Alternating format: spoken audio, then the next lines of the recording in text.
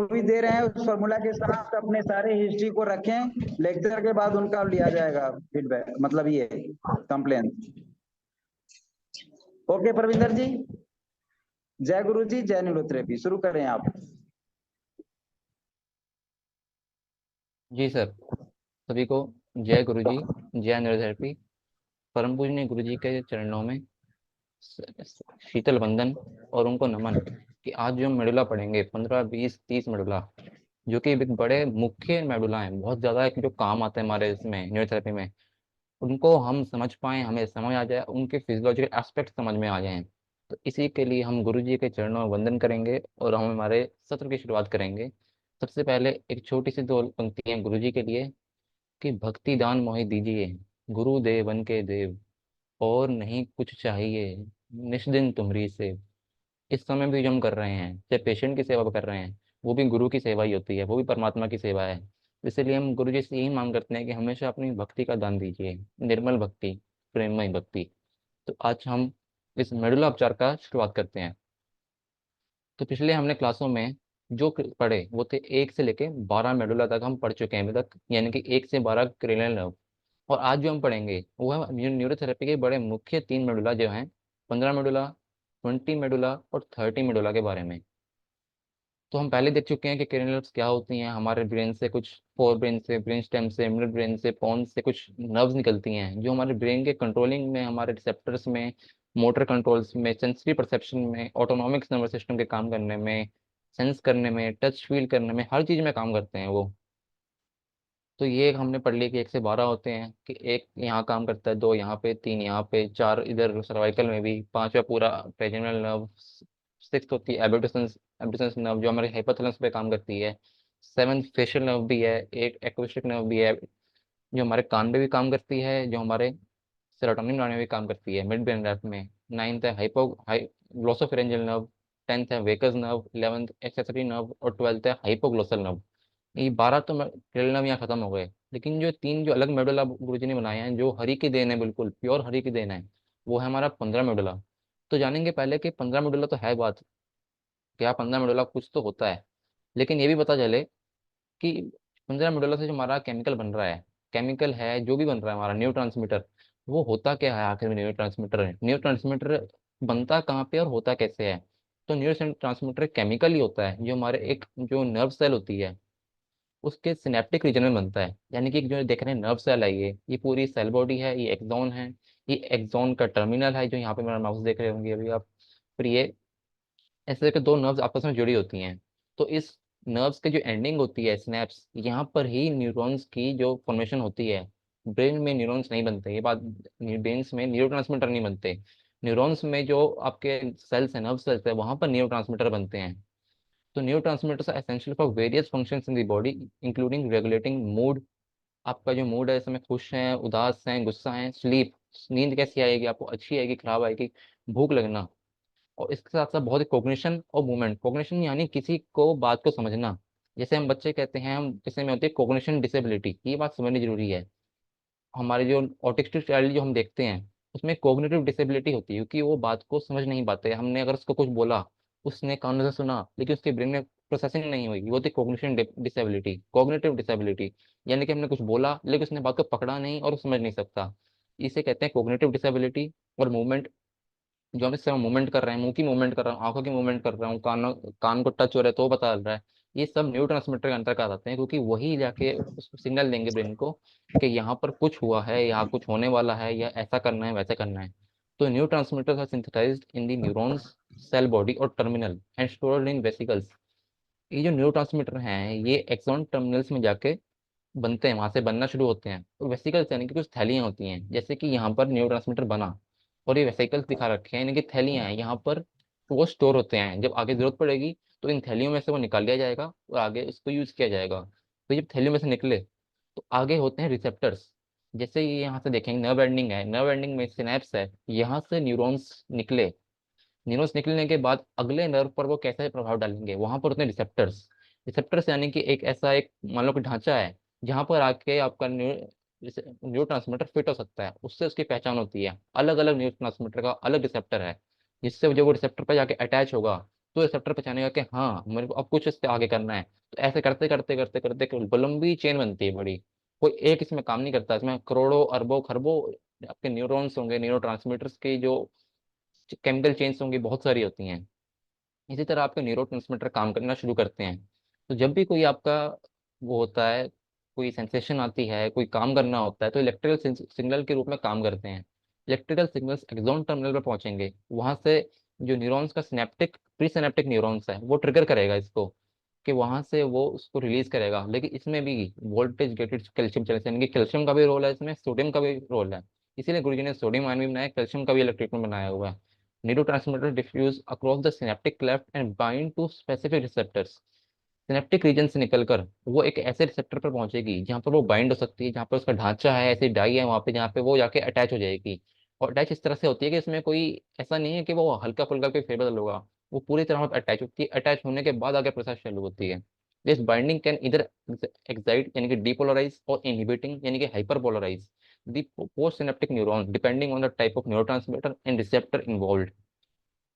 अब न्यूरोट्रांसमीटर जब अटैच हुआ तो या तो एक्साइटेशन करेगा या फिर वो आपका इनिबिट करेगा। जैसे इनिबिट करने के लिए क्या है, गाबा, वो इनिबिटिंग हार्मोन है। लेकिन एक्साइटेशन में क्या है, हमारे पास डोपामीन भी है, एपिनेफ्रिन सॉरी एसिटाइलकोलाइन भी है, जो कि आपके एक्साइट करते हैं, किसी काम को होने के लिए बढ़ावा देते हैं। लेकिन गाबा क्या करता है, गाबा उसको इनिबिट करता है, वो रोक देगा, जहां भी अटैच होगा वो उस काम को रोक देगा।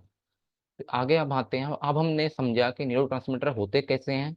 वो बनते हैं न्यूरॉन्स में, ब्रेन में नहीं बनते। वो न्यूरॉन्स की एंडिंग होती है, स्नैप्स होती हैं, वहां बनते हैं।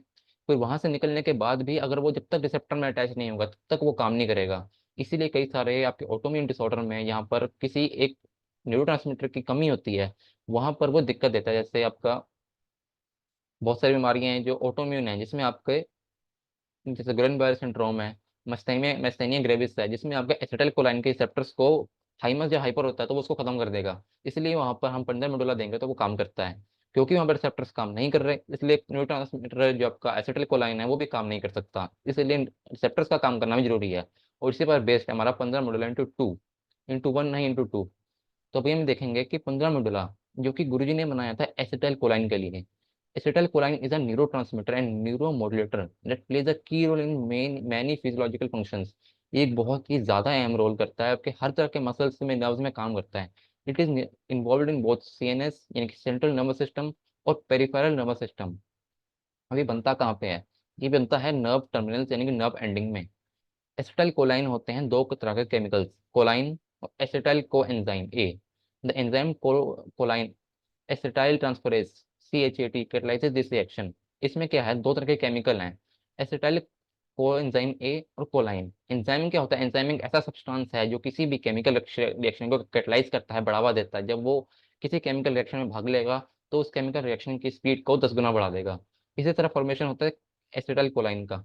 ये कहाँ स्टोर होते हैं, ये नर्व एंडिंग्स के सिनेप्टिक वेसिकल्स यानी कि जो सिनेप्स में जो आपके वेसिकल्स हैं, थैली हैं, स्टोरेज हाउस है, वहां पर ये स्टोर होता है। मैं क्यों बता रहा हूँ, ये आपको पता चलना चाहिए कि कहीं ब्रेन में नहीं बनता। हम जो देते हैं ये ब्रेन पे काम, ब्रेन में तो जा रहा है, ब्रेन के अंदर भी न्यूरॉन्स है, नर्व सेल्स है, वहां जाके काम करता है ये। तो जैसा कि पिक्चर में देखेंगे आप, ये एक नर्व एंडिंग है जहाँ पर आपका एसिटाइल कोलाइन सेव है। एक्सोन टर्मिनल से वो एसिटाइल कोलाइन रिलीज हुआ। रिलीज होने के बाद जब वो दूसरे नर्व पर काम करने जाएगा तो वहां पर होंगे एसिटाइल कोलाइन रिसेप्टर्स। एसिटाइल कोलाइन रिसेप्टर्स ऐसे होंगे जो उसका जब उसके पास जब आके अटैच होगा एसिटाइल कोलाइन तो वो पहचान लेंगे इसको कि ये हाँ ये एसिटाइल कोलाइन ही है। उसके बाद वो आगे प्रोसेस शुरू करेंगे। इसके बाद आता है कि रिलीज कैसे होते हैं। इसको स्टिमुलेशन चाहिए होती है, कैसे भी स्टिमुलेशन हो सकती है, चाहे अच्छी हो, फाइट एंड फ्लाइट सिचुएशन हो गई। Acetylcholine is released into the synaptic cleft where it can bind to receptors on the post synaptic cells, यानी अगले सिनेप्टिक सेल्स पर जाकर अटैच हो जाएगी। ब्रेकडाउन, अब एक बात जानने वाली है, हमने जब 15 मेडुला दिया, ऐसा नहीं है कि एसिटाइल कोलाइन बना तो वो बना ही रह गया, घंटा 2 घंटा काम करेगा, नहीं होता ऐसे। Acetyl कोलाइन is rapidly broke down by the enzyme acetyl कोलाइन esterase into choline and acetate. The breakdown occurs in the synaptic cleft and is crucial for terminating the action of acetylcholine.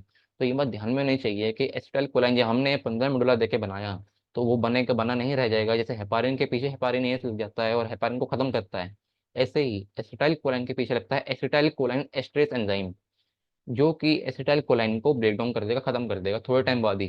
अभी एग्जैक्ट मेरे को भी मालूम नहीं कितने time में करेगा, लेकिन उसके पीछे पीछे निकल जाएगा ये भी। कि क्यों, क्योंकि कहीं अगर एसिटाइलकोलाइन हाइपर हो गया और वो ज़्यादा ही हो गया तो आपका हो सकता है मूवमेंट में ज़्यादा दिक्कत आ जाए, कम की जगह ज़्यादा हो जाए कोई मूवमेंट, कुछ कोई मूवमेंट थी, सेंसेशन थी, वो कम से हाइपर हो जाए, हाइपर ना हो। इसलिए बॉडी का अपना एक डिफेंस स्ट्रक्चर बनाया हुआ है कि कोई भी एंजाइम ज्यादा मात्रा में नहीं होना चाहिए, कोई केमिकल, कोई न्यूरोट्रांसमीटर ज्यादा एंजाइम मात्रा में ना हो, उसके पीछे भी उसका एंटी भी दे रखा है, और एक नेचुरल प्रोसेस है ये। तो फंक्शंस क्या है इसके? पहले तो कॉग्निशन एंड मेमोरी, जो सेंट्रल नर्वस सिस्टम से काम करता है, अपने कुछ पढ़ा, उसको सोचा समझा प्रोसेस किया। और यही एसिटाइलकोलाइन जो है, ये आपके हिपोकैम्पस और कॉर्टेक्स रीजन में काम करता है। क्यों? क्योंकि वहीं पर आपके जो सोचने, समझने, बोलने, देखने, देख कर समझने में, कोई आपका ऑटिस्टिक चाइल्ड है, कोई हाइड्रोसिफिलिस का चाइल्ड है, वो देखता है लेकिन समझ नहीं पाएगा चीज़ों को। इन चीज़ों में आपके सेंट्रल नर्वस सिस्टम के जो कुछ भाग होते हैं, हिप्पोकैम्पस और कोर्टेक्स, वहाँ पर भी एसिटाइलकोलाइन अपना काम करता है। Attention modulates arousal, tension and wakefulness. कोई अगर आप मान लो सो के जागे, कहीं आप सोए भी ना रह जाओ, ज़्यादा ज़्यादा आपको ड्राउजीनेस भी ना रहे, उन चीज़ों में भी एसिटाइलकोलाइन का एक मुख्य रोल है न्यूरोट्रांसमीटर के तौर पर। ऐसा नहीं है कि आपको यार नींद आ रही तो आपने 15 मिनट ले लिया, उसके लिए काम करेगा, इसको उसकी कमी है। फिर आता है peripheral nervous system, neuromuscular junction. Acetylcholine is the primary neurotransmitter at the neuromuscular junction where it stimulates muscle contraction. अभी मैं हाथ हिला रहा हूँ, ये ऐसे ऐसे किया, ये ऐसे किया मसल एक्सपेंड हुई, ऐसे किया मसल कॉन्ट्रैक्ट हुई। एक्सपेंड कॉन्ट्रैक्ट करने में भी आपका एसिटाइलकोलाइन काम करेगा। इसमें कैल्शियम भी काम करता है, इसमें सोडियम भी काम करता है। बहुत सारे चीजें हैं जो आपके एक्सपेंशन और कंट्रैक्शन में काम करती हैं। ऑटोनोमिक नर्वस सिस्टम जो आपके हाथ में नहीं है, पहला है parasympathetic nervous system, mediates the rest and digest activities, it slow down heart rate, stimulate digestion and promotes glandular secretion. इसमें क्या होगा आपका, अब आप बैठे हो, खाना खा रहे हो, कुछ भी किया आपने, ये पैरासिम्पथेटिक नर्वस सिस्टम को रिलैक्समेंट फील कराएगा, और सिंपथेटिक नर्वस सिस्टम आपका एक फाइट एंड फ्लाइट सिचुएशन में आपको लेके जाएगा, जहाँ पे आपका हाइपरनेस आएगी बॉडी में। तो कुछ भी काम करना हो, चाहे अच्छा हो, खराब हो, गुस्सा आना हो, भय लगना हो, जागना हो, उठना हो, सब चीज में न्यूरोट्रांसमीटर काम करेगा, उसमें भी एसिटाइलकोलाइन काम करता है। फिर आता है कौन सी बीमारियों में एसिटाइलकोलाइन की कमी होती है। पहला, जैसे शुरू में बोला, माइस्थेनिया ग्रेविस। ये एक ऑटोइम्यून बीमारी है जिसमें आपके antibodies, an autoimmune disorder where antibodies attack nicotinic receptors at the neuromuscular junction, leading to muscle weakness and fatigue. Treated with acetylcholine esterase inhibitor to increase acetylcholine levels at the neuromuscular junction. इसमें क्या होता है, जब आपके acetylcholine के receptors से आपकी जगह जगह पे, वहां पर आपका थाइमस जब हाइपर होगा तो अटैक करेगा, वो रिसेप्टर से खत्म कर देगा, इससे आपका एसिटाइलकोलाइन काम ही नहीं कर सकता। जैसे किसकी आंख बंद रहेगी मैथेनिया ग्रेविस वाले की, तो आंख उठेगी नहीं, उठेगी, जो मर्जी कर लो नहीं उठेगी। क्यों? क्योंकि वहां के रिसेप्टर्स ही काम नहीं कर रहे हैं। जैसे हमने 15 मेडुला दिया एक बार, रिसेप्टर्स जागे, दूसरा दिया, उसमें रिसेप्टर्स में हमने एसिटाइलकोलाइन भरा, वो रिसेप्टर्स जाग गए वापस से। तो ऐसे ही एक काम करता है। एल्जाइमर डिजीज, इसमें एक देखने वाली बात यह है कि रिसेप्टर्स भी कई तरीके के होते हैं, न्यूरॉन्स भी कई तरीके के होते हैं, जहाँ पर आपके अलग अलग न्यूरोट्रांसमीटर काम करते हैं, अलग काम के लिए अलग ब्रेन का पार्ट है, अलग न्यूरॉन्स के तरीके हैं। एल्जाइमर डिजीज में भी यही बात होती है कि एसिटाइलकोलाइन की कमी होती है, उससे भी ब्रेन में दिक्कत आती है। लेकिन एल्जाइमर डिजीज का याद रखना चाहिए कि हर एक बीमारी का मुख्य कोई कारण होता है, वो कारण देखना जरूरी है। बोटुलिज्म, इसी पर ही 15 मेडुला का इजाद हुआ था, कि जब मुंबई में लोगों को फूड पॉइजनिंग की दिक्कत बढ़ी थी, तब गुरुजी ने पढ़ना शुरू किया कि ये कैसे ठीक होगी। जब उन्होंने उस बुक में देखा तो पता चला एसिटाइल कोलाइन काम करता है इसमें। उनको शोध करके पता चला कि 15 मेडुला से ये काम करेगा, ठीक हो सकते हैं। इसके बाद तो उन्होंने वो चिट्ठी भी लिखी वहाँ पे हॉस्पिटल्स में, लेकिन वहाँ पे लोग नहीं माने इस चीज के लिए। तो इसी के फूड पॉइजनिंग के चक्कर में ही आपका 15 मेडुला इजाद हुआ था। caused by botulinum toxinum which inhibits acetylcholine release leading to muscle paralysis। फिर आता है कोलर्जेनिक क्राइसिस, ये भी एक रिसेप्टर्स की दिक्कत होती है, इसमें आपके एसिटाइलकोलाइन कम काम कर पाता है। इसमें आता है समरी में, तो acetylcholine is critical neurotransmitter involved in wide range of function, चाहे आपके हाथ हिलाना हो, मसल एक्सपेंशन हो, कंट्रैक्शन हो, autonomic regulation to cognitive processes like memory, attention. अब आप बैठे हैं यहाँ पर, कोई बाहर से आया, किसी ने आपको डराया, आप चौकन्ने हो एकदम से। चौकन्ने भी कैसे हो, आपसे भी न्यूरोट्रांसमीटर ने काम किया, न्यूरोट्रांसमीटर एक जगह से दूसरी जगह गया, जिससे उसने सिग्नल ब्रेन तक पहुंचाया। It its proper function is essential for both peripheral and central nervous system activities, and disruption in its pathway can lead to various neurological and neuromuscular disorder। बहुत सारे दिक्कतें हैं इसमें, चाहे वो ब्रेन से संबंधित हो, न्यूरोलॉजिकल हो, चाहे वो न्यूरोमस्कुलर ही क्यों ना हो, चाहे आपके हाथ में हिलाने में दिक्कत ही क्यों ना हो, हर चीज में आपका 15 मिनट काम करता है। फिर आता है गुरुजी ने इसके बारे में क्या बताया 15 मेडुला के बारे में। तो इसमें वेद में हमें पता चलेगा कि जो 15 मेडुला ये उपचार भी एक अनोखा मिसाल है, हरि की कृपा है। ये उपचार सबसे पहले उस समय प्राप्त हुआ जब किसी पेशेंट को सांस की तकलीफ हुई, फूड पॉइजनिंग से या किसी अन्य कारण से। जो गुरुजी ने 15 मेडुला दिया उसके तुरंत बाद ही उसे आराम मिला। फिर गुरुजी ने किताबों से देखा कि मेडुला में एक रेस्पिरेटरी सेंटर है, यानी कि श्वास केंद्र है, जो सांस लेने के लिए बहुत जरूरी है। और वह तब कार्य करता है जब ब्रेन से एसिटाइल कोलाइन निकलता है। उस उपचार के बाद गुरुजी ने अनुमान लगाया कि 15 मेडुला एसिटाइल कोलाइन को बनाता है या उकसाता है। उस अनुमान के आधार पर उसके बाद उन्होंने अलग अलग चीजों पर 15 मेडुला का मतलब रिजल्ट पाने की कोशिश की, जिसमें मुख्य थे कि 15 मेडुला से पैरासिम्पथेटिक नर्वस सिस्टम, अंतड़ियों की नर्वस सिस्टम यानी कि enteric nervous system, smooth muscles तथा क्रेनियल नर्व के कार्य को बढ़ाया जा सकता है। 15 मेडुला देने से और भी अच्छे रिजल्ट मिलते हैं। मुख्यतः पाचन संस्थान के कार्यों के लिए इसका योगदान बहुत अच्छा है।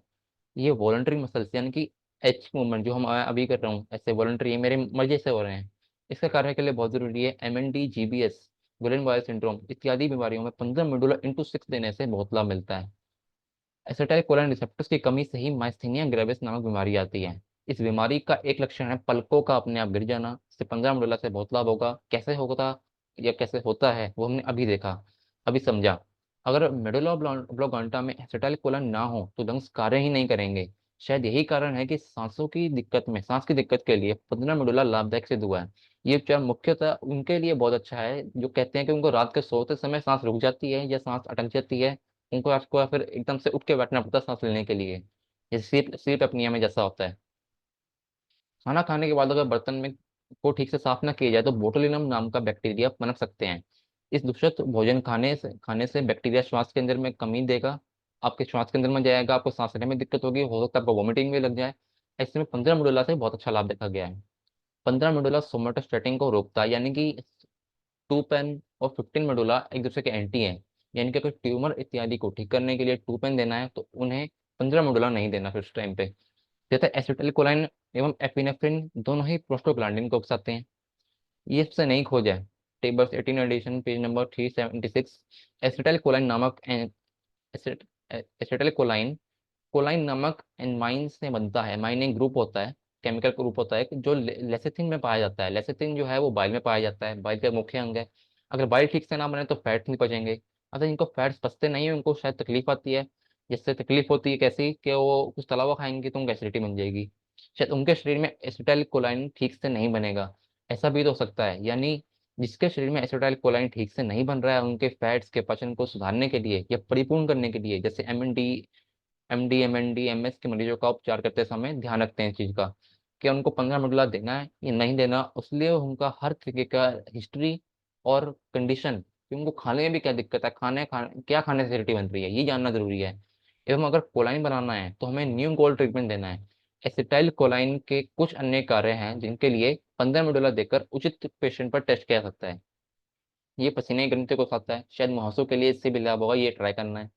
सिंपैथेटिक नर्वस सिस्टम से जब एसिटाइलकोलाइन निकलता है उससे सलाइवा यानी लार ज्यादा निकलेगी तथा अंतड़ियों में वासो एक्टिव इंटेस्टाइनल पेप्टाइड यानी नामक केमिकल निकलेगा, जिसके कारण लार ग्रंथियों की रक्त नलिकाएं डायलेट होंगी, अर्थात जिनके मुंह सूख जाते हैं। अब ये देखिए क्यों 5 15 5 से हमें मुंह में सलाइवा आता है। एक तो 5 मेडुला हमारे जो साइबरी ग्लैंड है वहां पे काम कर, 15 मेडुला भी एक स्कोप्स आता है। 15 मेडुला से लाभ होगा। यूडीएफ में हम 15 मेडुला देते हैं, उसका एक और लाभ है कि लार ठीक से बने। इसलिए 5 15 5 इतना ज्यादा आजकल इफेक्टिव पाया जा रहा है लोगों में। एसिटाइल कोलाइन के प्रभाव से प्रोटीन्स, फैट्स तथा कार्बोहाइड्रेट्स को एसिटाइल कोएंजाइम ए नामक केमिकल में बदला जाता है, जो फैटी एसिड्स तथा स्टेरॉल्स बनाने का प्रिकर्सर यानी कि मल पदार्थ है, मूल पदार्थ है, यानी कि रॉ मटेरियल है। तो एक चीज देखिए कि हर एक एंजाइम को, न्यूरोट्रांसमीटर को भी रॉ मटेरियल चाहिए ही चाहिए, चाहे वो प्रोटीन से बने, फैट से बने या स्टेरॉइड से बने, लेकिन चाहिए जरूर उसको। इसलिए हमारा रॉ मटेरियल का ट्रीटमेंट शुरू में देना सबसे अच्छा रहता है, इसलिए हर जगह पर वो काम करता है। रहते हैं गुरु जी, एलिमेंट्री में गुरु जी ने बताया कि 15 मेडुला हम द्वारा हम एसिटाइल कोलाइन बना रहे हैं। तो जो कुछ कुछ हमने देखे अनुभव प्रैक्टिकली वो हम साझा करेंगे। सांस संबंधी समस्याओं में इंस्टेंट कार्य करता है। जैसे किसी को सांस में दिक्कत आ रही है तो 15 मेडुला × 2 दिया, उसी समय उसको फायदा मिल गया। लो बीपी जिसे हो उसे अन्य ट्रीटमेंट के साथ यदि ADR देना पड़े, जैसे कि 30 मेडुला देना पड़े, लो बीपी वाले को जैसे ही 30 मेडुला देंगे उसको आंखों के सामने अंधेरा भी आ जाए, लो बीपी और हो जाए, कई कई होता है, किसी में नहीं भी होता, किसी में हो भी सकता है, लेकिन सावधान रहना जरूरी है। तो उस जगह पर हम 15 मेडुला 6 ADR दे सकते हैं। MND के कई पेशेंट में आजकल इस चीज का फायदा मिल रहा है कि 15 मेडुला देती है उनको। एक तो मसल्स में अच्छा लग रहा है, वीकनेस जो थी वो कम होती है, स्ट्रेंथ आती है, और उनको जिनको रेस्पिरेशन की दिक्कत थी उनको भी फायदा मिल रहा है। और किसी भी मेडुला से पहले अगर 15 मेडुला दिया जाए तो वो तो सोने पे सुहागा तो है ही। तो ये हुई बात 15 मेडुला यानी कि एसिटाइलकोलाइन की। इसमें मैं किसी एक का नाम लूंगा, या 15 मेडुला या एसिटाइलकोलाइन। हर एक न्यूरोट्रांसमीटर का आपको फिजियोलॉजिकल एस्पेक्ट पता होना चाहिए कि मैं जब ये दूंगा तो उसका असर कहाँ कहाँ होने वाला है, उसका रिजल्ट क्या आएगा। अगला आएगा कि इसमें 15 मेडुला इंटू 2 ही क्यों दिया गुरुजी ने, कि जब उल्टी के लिए बोलते हैं हम कि उल्टी के लिए 15 मेडुला इंटू 2 ले लो। तो आमतौर पर हम सब देखते हैं कि जहां भी रिसेप्टर्स को एक्टिवेट करना होता है वहां हम 15 मेडुला इंटू 2 देते हैं। पहला 15 मेडुला मेडुला जो देते हैं वो रिसेप्टर्स को खोलने के लिए। दूसरा 15 मेडुला जो देते हैं हम रिसेप्टर्स में एसिटाइल कोलाइन भरने के लिए देते हैं, जिससे जो रिसेप्टर्स होते हैं वो एक्टिवेट होते हैं और मतलब उनका कार्य सुधरता है अच्छा सर। प्रथम bifurcation of left and right medulla. Elementary Ved भाग 4 पेज नंबर 34 पर ये लिखा है। ये अस्थमा का टॉपिक है, अस्थमा के सेक्शन में मिलेगा आपको। 15 मेडुला एसिटाइल कोलाइन द्वारा सिंपैथेटिक नर्वस सिस्टम को उकसाने के लिए जो श्वास संबंधित हर तकलीफ में लाभ देता है। इधर लेफ्ट मेडुला दिया गया है क्योंकि हमने पाया है कि लेफ्ट मेडुला ट्रीटमेंट और राइट मेडुला ट्रीटमेंट अलग अलग कार्य करते हैं। तो लेफ्ट मेडुला और राइट मेडुला जो है वो सिंपैथेटिक और पैरा सिंपैथेटिक नर्वस सिस्टम पर कार्य करते हैं, जिसको हम अगले किसी सेशन में जब हम नर्वस सिस्टम पढ़ेंगे तो उसमें ज्यादा विस्तार से पढ़ेंगे। अब आता है 20 मेडुला यानी कि डोपामीन। डोपामीन भी क्या है, ये भी एक न्यूरोट्रांसमीटर ही है। इसका बहुत सारे रोल है हमारी बॉडी में। जो हम सिंपल देखते हैं पहला डोपामीन का, वो था पार्किंसन में, जिसमें पेशेंट के हाथ ऐसे ऐसे ऐसे ऐसे हिलते रहेंगे। उसको अगर आप बोलोगे कि एक टेस्ट होता है इसमें हम बोलेंगे कि ऐसे टच करके अपने कान के साथ लेके जाओ, तो उसके हाथ ऐसे ऐसे ऐसे ऐसे करके ऐसे ऐसे निकल जाएगा। उसका कंट्रोल नहीं रहेगा उसकी मूवमेंट पे। Dopamine is a neurotransmitter that plays several crucial roles in the brain and body. It is involved in regulating movement, motivation, reward, and several other factors. तो अभी जो हम क्लास पढ़ रहे हैं, अगर आपको अच्छा लग रहा है बड़ा, तो इस समय आपके हो सकता है ब्रेन में से डोपामिन रिलीज हो रहा हो। हम फोन लेके बैठे हैं, इंस्टाग्राम चला रहे हैं, मजा आ रहा है, देखते जा रहे हैं देखते जा रहे हैं। उस टाइम हमारे ब्रेन उस टाइम भी हमारे ब्रेन से डोपामिन रिलीज हो रहा होता है, इसलिए हमें अच्छा लगता है, उस टाइम पे मजा आता है कि नहीं और देखेंगे, घंटा 2 घंटा लगे रहते हैं इस चीज पे। इस चीज में भी आपका न्यूरोट्रांसमीटर काम करता है। किसी ने आपको वाहवाही की, आपको अच्छा लगा, तब भी न्यूरोट्रांसमीटर काम किया। किसी ने कुछ आपको बोला, आपको बुरा लगा, तब भी काम करेगा। तो जो डोपामीन है ये बनता है टायरोसिन अमीनो एसिड से, जिसको हमने पहले ही बताया कि टायरोसिन अमीनो एसिड है जो है रॉ मटेरियल है बहुत सारे एंजाइम्स का, जिसमें थायराइड भी एक आता है। तो जब टायरोसिन अमीनो एसिड आपके पेट में आएगा, जब वो अलग होगा, कन्वर्ट होने लगेगा, तो वो एल डोपा नामक एंजाइम में बनेगा, which is converted into L-DOPA by the enzyme tyrosine hydroxylase. L-DOPA is then converted into dopamine by the enzyme aromatic L-amino acid decarboxylase. इसका मतलब है कि एक सिर्फ न्यूरोट्रांसमीटर के बनने में बहुत लंबी प्रोसेस है, और बहुत सारे एंजाइम्स, को एंजाइम्स, कैटलिस्ट भी लगते हैं इसमें, आपके रॉ मटेरियल भी चाहिए अमीनो एसिड। इसीलिए क्यों कहते हैं NaN2 बार बार न्यूट्रल नॉर्मल दो, उसी से ही आपका जो शुरुआत होगी बेस बनेगा, वहीं से बनेगा हमेशा। इसीलिए ये चीज का ध्यान रखना है, जो भी बीमारी हो पहले हमारे को रॉ मटेरियल ठीक करना है हमारे उसके पेशेंट के पेट में। इसमें भी देखेंगे ब्रेन में इसके बहुत सारे पाथवे होते हैं। पाथवे का मतलब है हर एक जो सिचुएशन में आएंगे, हर एक फंक्शन के लिए अलग अलग पाथवे है। जो भी फंक्शन करना होगा, जैसे सिचुएशन आएगी, जैसा उस समय हमें को अनुभव करना होगा, उस समय जिस पार्ट को उकसाना होगा, उस समय वो एक पाथवे यानी कि एक रास्ता बनेगा। डोपामिन कहीं से निकल के कहीं जाएगा। 4 पाथवे हैं ऐसे: मीजोलिम्बिक, निग्रोस्टेशियल, मीजोकॉर्टिकल पाथवे और ट्यूबरो इन्फेंडिबुलर पाथवे। ये 4 पाथवे बताए गए हैं फिजियोलॉजी में। इसका कार्य अलग अलग जगह पर अलग अलग समय पर होता है। वो एक बार हम संक्षेप में देखेंगे, स्मॉल में देखेंगे क्या होता है ये। तो जब डोपामिन के बारे में आगे फिर पढ़ेंगे तो उसमें इसको अच्छे से पढ़ेंगे। तो डोपामिन के बारे में गुरुजी ने क्या बताया, पहले एलिमेंट्री वेद भाग 3 पेज नंबर 51। डोपामिन एक केमिकल है जो ब्रेन के बेसल गैंग्लिया नामक भाग में बनता है। इसके अलावा ये एड्रिनल मेडुला में बनता है। बनने के बाद उसे शरीर की जरूरतों के अनुसार नोरेपेनेफ्रिन में बदल दिया जाता है। इस शरीर में टायरोसिन अमीनो एसिड के अदल बदल से बनता है, यानी कि सिंपल समझे तो रॉ मटेरियल इसका TAA यानी टायरोसिन अमीनो एसिड ही है। शरीर में एक चीज को दूसरे में अदल बदल करने का काम जो है वो मेटाबॉलिज्म का है, यानी चयापचय का है। टायरोसिन अमीनो एसिड दूध के कैसीन नामक प्रोटीन में पाया जाता है। सो ये ठीक से बनने के लिए दूध ठीक से पचना जरूरी है। एवं टायरोसिन अमीनो एसिड के चयापचय के लिए विटामिन सी तथा फोलिक एसिड की जरूरत है। ये सब तभी होगा जब पाचन संस्थान ठीक होगा, ठीक से काम करेगा। डोपामिन का एक मुख्य कार्य है कि ये ब्रेन से कुछ भागों का संदेश ले जाना करता है, ले जाना, इधर से इधर करना। इसीलिए इसे एक न्यूरोट्रांसमीटर कहते हैं। इसका गुण है कि अंगों के अनचाहे हलचल को रोकता है, रोकने का संदेश ले जाता है। इसीलिए इसे इनहिबिटरी न्यूरोट्रांसमीटर या रोकने वाला भी कहते हैं। जैसे हमने शुरू में देखा एक्सिबिटरी और इनहिबिटरी, तो डोपामिन आया है इनहिबिटरी में। तो फंक्शंस क्या है इसके डोपामिन के, पहले एक बार वो समझ लेते हैं। फंक्शंस है movement. Dopamine is essential for coordinating smooth muscles contract, smooth and controlled movement. Control यानी कि जो मैं अभी कर रहा हूँ, हाथ हिला रहा हूँ, लेकिन जिसको डोपामिन की कमी होगी या कोई अन्य डिजीज होगी, उसको वो उसके कंट्रोल में ही नहीं आएगा मूवमेंट। वो ऐसे ले जाना भी चाहेगा तो वो करते करते निकल जाएगा, खाना खाना चाहेगा तो ऐसे करते निकल जाएगा, पानी भी नहीं पी सकता वो फिर। The nigrostriatal pathway is particularly important for this function. यानी कि जो पाथवे जो मैं बता, रास्ते हैं अलग अलग, हर एक काम के लिए अलग अलग रास्ता है, यानी कि उसको अलग जगह जाना है, मैसेज लेके जाना है, तुम्हें ये काम करना है, अभी तुम्हें ये काम करना है। इसलिए उसका नाम न्यूरो ट्रांसमीटर है। वो इन्फॉर्मेशन ट्रांसमिट करेगा कि तुम्हें इस टाइम का काम करना है, क्योंकि वो इस एक जगह से दूसरी जगह नहीं जा पा रहा। गुरु जी का पहला सिद्धांत यही है, जो सिद्धांत है न्यूरो ट्रैफिक प्रिंसिपल से, क्योंकि वो व्यक्ति बीमार पड़ता है, तो उसका यही है कि एक केमिकल या न्यूरो ट्रांसमीटर का एक जगह से दूसरी जगह ना पहुंच पाने से बीमारी आती है। तो ये एक बहुत ही अच्छा एग्जांपल है। Reward and motivation. Dopamine plays a key role in the brain's reward system. It is released in response to rewarding stimuli, reinforcing behaviors that are beneficial for survival and reproduction. यानी कि कोई भी आपको कार्य करना है, यानी कि किसी ने आपको कुछ बोल दिया, आपको उसके प्रति एक रिएक्शन देना है, बिहेवियर करना है, आपको कोई कार्य करना है, इसमें भी आपको स्टिमुलेशन चाहिए ब्रेन के द्वारा। कोग्निशन एंड अटेंशन, फिर से है cognition. Dopamine affects cognitive function such as attention, working memory and executive function. Executive functions का मतलब है आपको कोई कार्य बोला गया, आपने उसके रिएक्शन में क्या प्रतिक्रिया दी। मैंने आपको बोला पढ़ाई करो, तो आपने उसको ब्रेन में समझा कि नहीं समझा, उसने आपने क्या प्रतिक्रिया दी, उसको कहते हैं एग्जीक्यूटिव फंक्शंस। आपने क्या एग्जीक्यूशन किया। इसमें काम करता है आपका मीजोकोर्टिकल पाथवे। अगला आता है इमोशन एंड मूड। जैसे अब हम कहते हैं कि कुछ हैप्पी हॉर्मोन्स होते हैं हमारे ब्रेन में जो आपके मूड अच्छा करते हैं। Dopamine influences mood and emotional responses.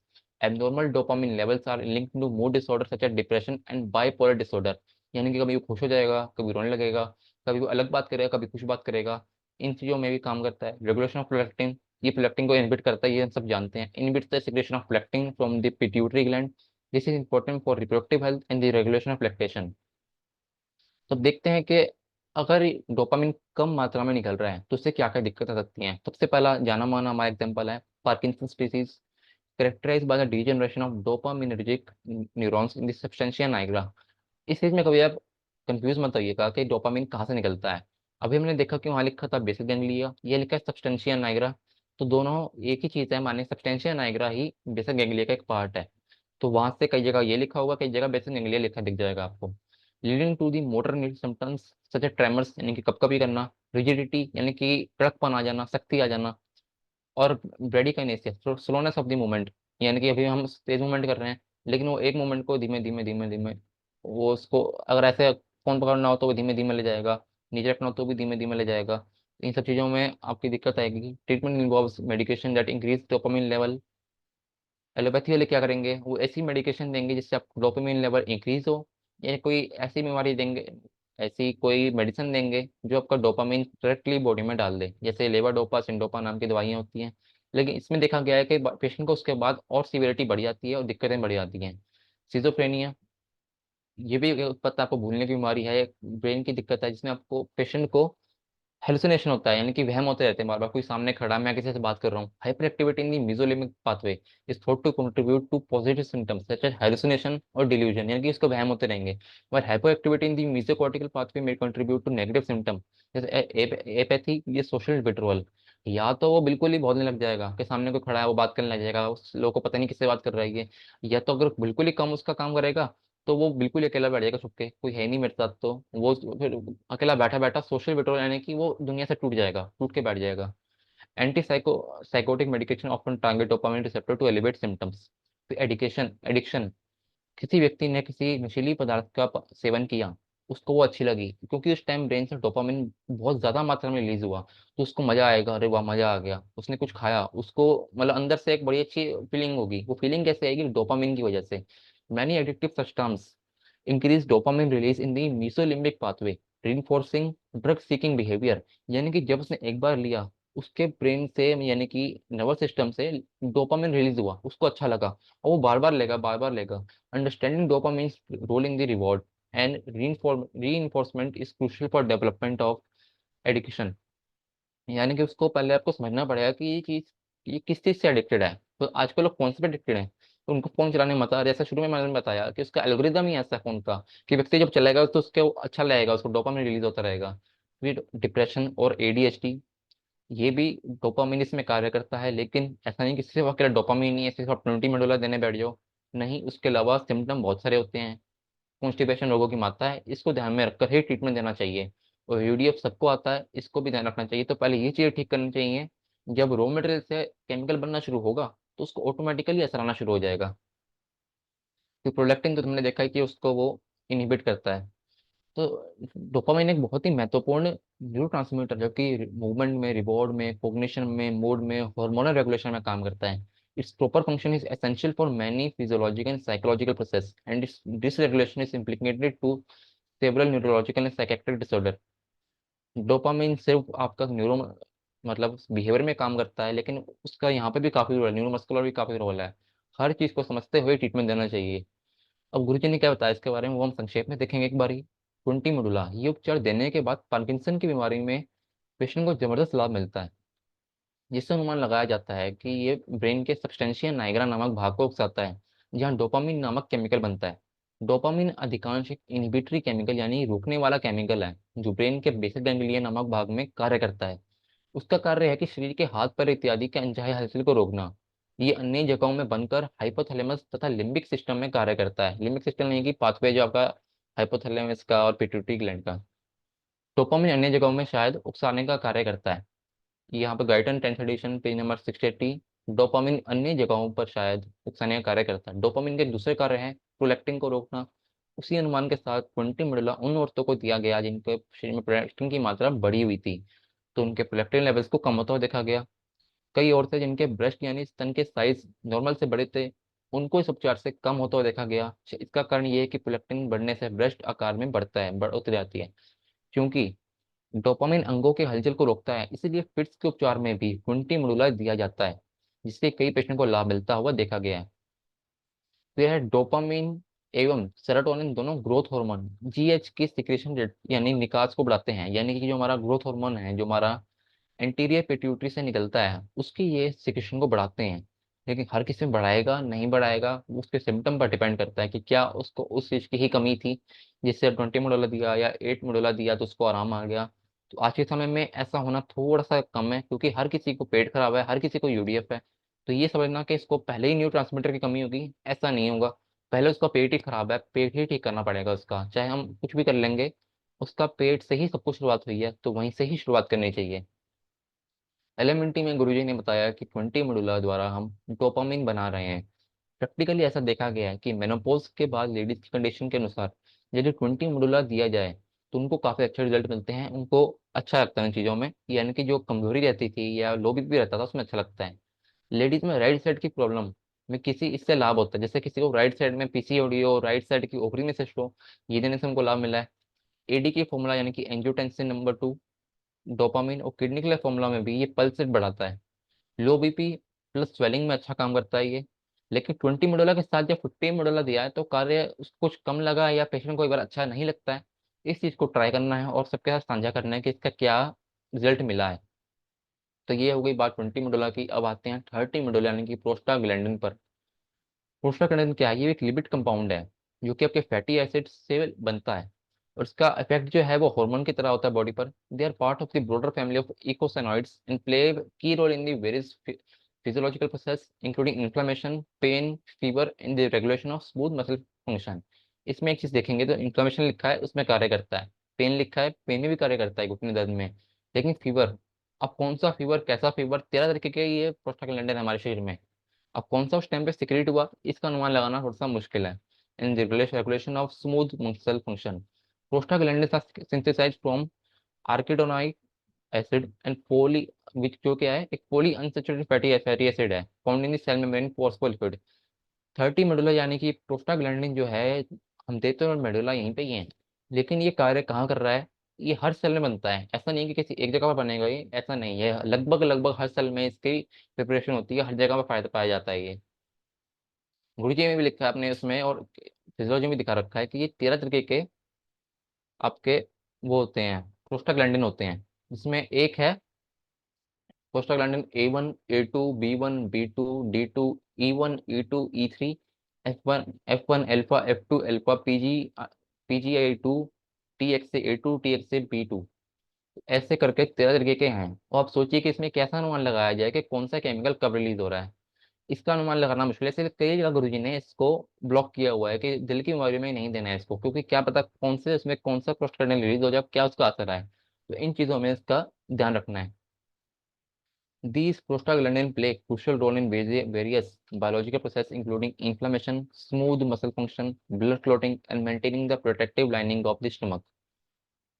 तो इसके फिजियोलॉजिकल एक्सपर्ट एस्पेक्ट्स क्या हैं, क्यों जानने जरूरी है, हमने क्यों बोला बार बार ये, कि अगर ये पता होंगे तो आपको रिजल्ट के बारे में पता लगेगा पहले ही, कि हमने ये दिया तो इसका हो सकता है ये रिजल्ट आए, मैंने ये इस बीमारी में ये दिया तो क्या रिजल्ट आ सकता है और क्या दिक्कत हो सकती है, इसके बारे में पता होना चाहिए। इन्फ्लेमेशन और pen, prostaglandin like PGE2 are the key mediators of inflammation and pain. They increase vascular permeability, attract leukocytes, and sensitize pain receptors. यानी कि ये इन्फ्लेमेशन लाने का काम भी करता है, कम भी कर सकते हैं ये। Fever PGE2 act on the hypothalamus. अब एक बात आती है कि फीवर कैसे ठीक हुआ। अब ये तो कोई ऐसा नहीं है कि इसने उसको उकसाया किसी को, वो इसने WBC बना, कुछ नहीं बनाया, लेकिन इसने हाइपोथैलेमस पर काम किया कि वो बॉडी के टेम्परेचर को मेंटेन करे, जिससे कि कई जगह पे फीवर में भी इसका काम मिलता है, लेकिन इसका ट्रायल कम हुआ है इसका, कि फीवर में देने से इसका फायदा है या नहीं है, और किन को है किन नहीं है। वो smooth muscle function, prostaglandin regulate the contraction and relaxation of small muscle in the various organs, affecting the bronchoconstriction, gastrointestinal motility and uterine contraction. फिर ये बात आती है कि क्यों हमारा अस्थमा में काम करता है। 30 मेडुला देते हैं हम, 15 CR देते हैं और हमारा ऑक्सीजन ट्रीटमेंट देते हैं, क्योंकि प्रोस्टाग्लैंडिन जो है हमारा ब्रोंकियल को रिलैक्स भी कर सकता है, कॉन्ट्रैक्ट भी करता है। इसलिए गुरुजी ने इसमें 30 मॉड्यूल ऐड किया। हालांकि हमने जो देखा है वो है कि डायलेशन ही करता है आमतौर पर ये, हालांकि होते बहुत सारे, लेकिन जो हमने न्यूरोथेरेपी में देखा वो यही था कि इसने ब्रोंकियोल्स को, ब्रोंकस मसल्स को डायलेट किया। गैस्ट्रोइंटेस्टाइनल मोटिलिटी और यूट्रीन कॉन्ट्रैक्शन, यानी कि जब आपने हर जगह देखा है कि एक तो ये मेंस्ट्रुअल साइकिल के पेन में भी काम करता है, और जब किसी को लेबर पेन हो उसमें भी काम करता है ये। Platelet function and haemostasis, haemostasis यानी कि प्रोटीन बनने की और टूटने की प्रक्रिया को हीमोस्टेसिस कहते हैं। थ्रोम्बोऑक्सीजन A2 promotes platelet aggregation and vasoconstriction, while prostacyclin inhibits these processes, maintaining a balance in blood clotting. अब बहुत तरीके के इसमें 13 तरीके हमने जान लिए, हर एक का अलग अलग काम है। गैस्ट्रोइंटेस्टाइनल प्रोटेक्शन, यानी कि आपकी गैस्ट्रिक म्यूकोसा है, by stimulating gastric mucus and bicarbonate secretion and maintaining blood flow.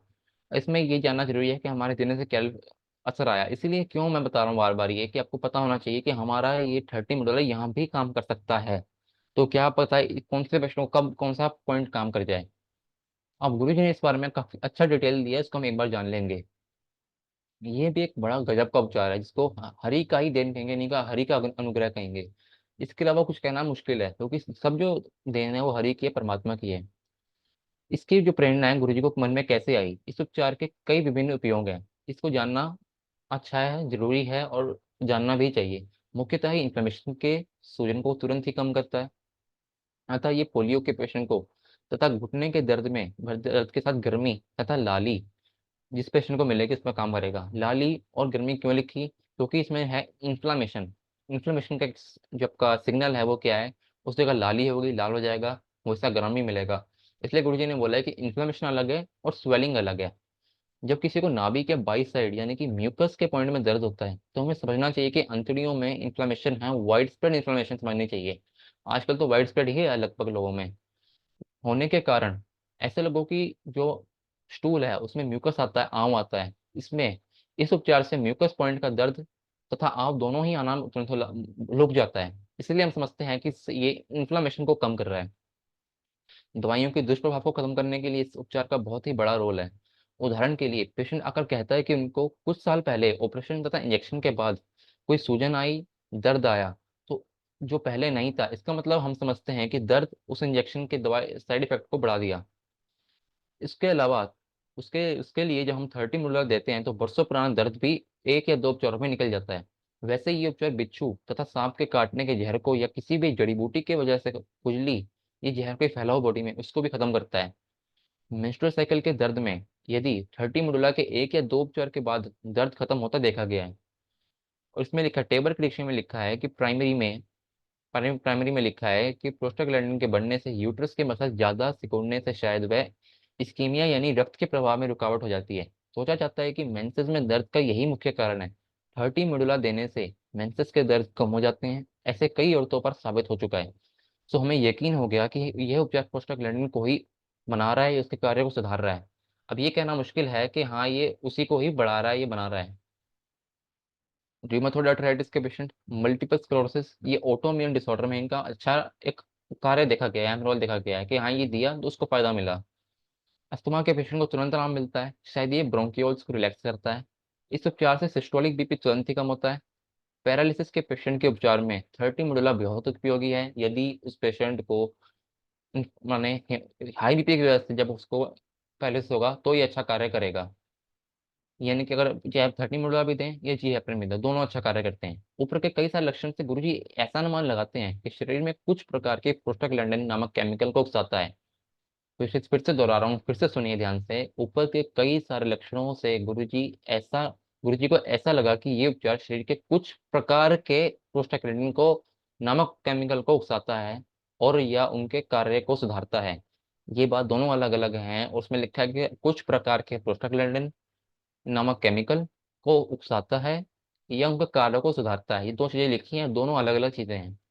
प्राणियों के शरीर में 14 तरह के प्रोस्टाग्लैंडिन पाए जाते हैं, लेकिन मानव शरीर में 13 किस्म के प्रोस्टाग्लैंडिन होते हैं, जिनके अलग अलग नाम होते हैं।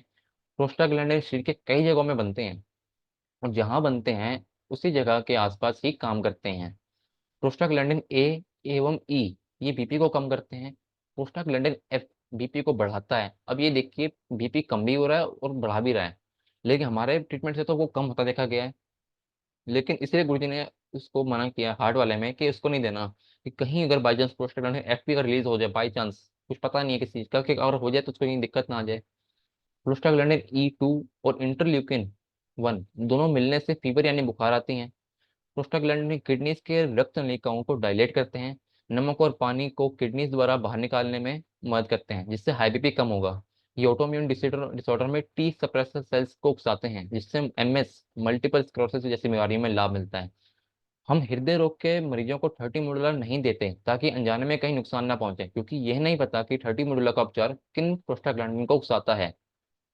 तो इसमें ये जानना जरूरी है, इसीलिए गुरुजी ने इसमें मना कर दिया कि इसको नहीं देना। हो सकता है इसको दिक्कत हो भी जाए, हो सकता है ना भी हो, कई लोगों को नहीं भी होती, लेकिन अगर हो गई उस टाइम संभालना आना चाहिए, और संभालना थोड़ा मुश्किल होता है कई बार।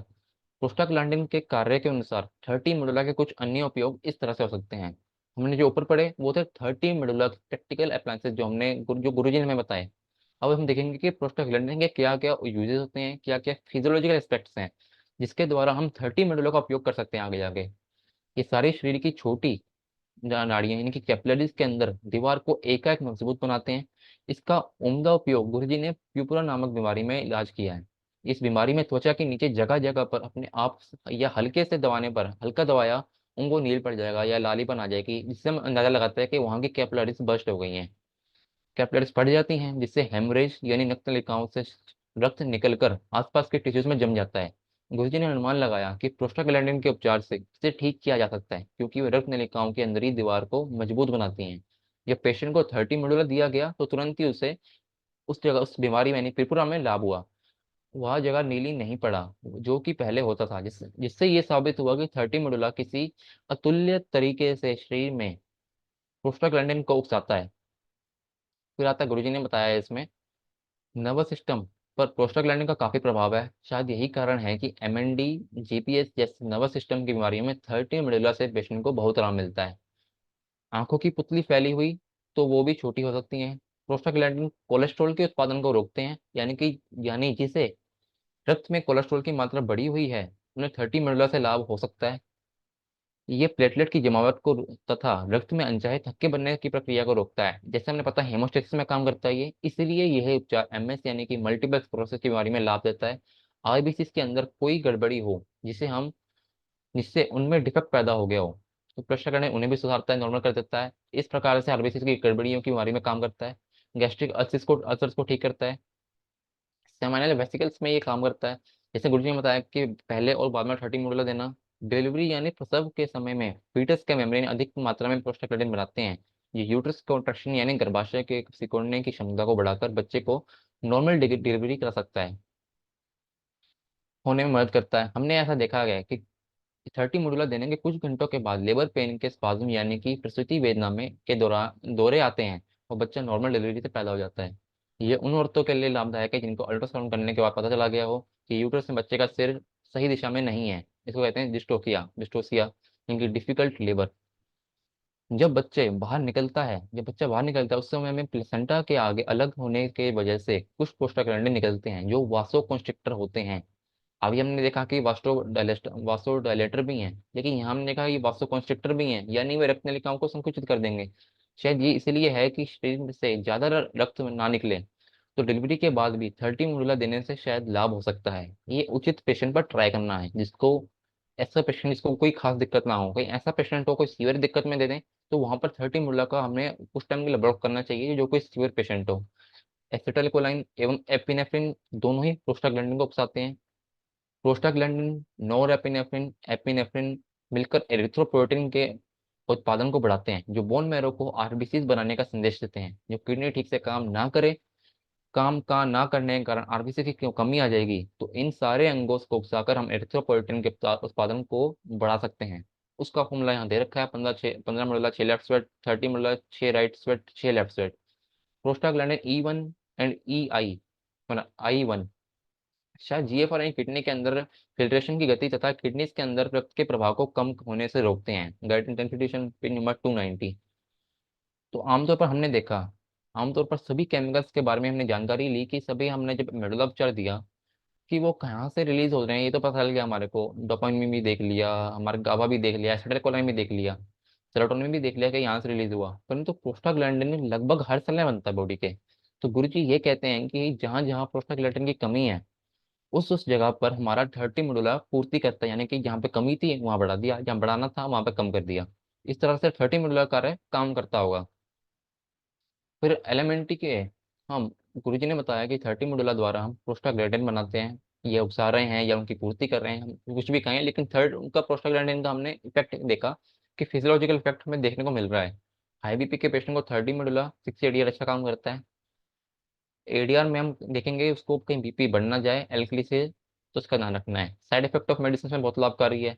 कुछ खाने से या किसी ऑइंटमेंट का साइड इफेक्ट हो उसमें भी फायदा करता है। आपने कोई क्रीम लगाई, कोई दवाई खाई, कुछ आपने आइसक्रीम भी खा लिया, आइसक्रीम खा लिया आपने, उससे गला खराब हो गया, तो उससे हम 30 मोडुला दे दिया।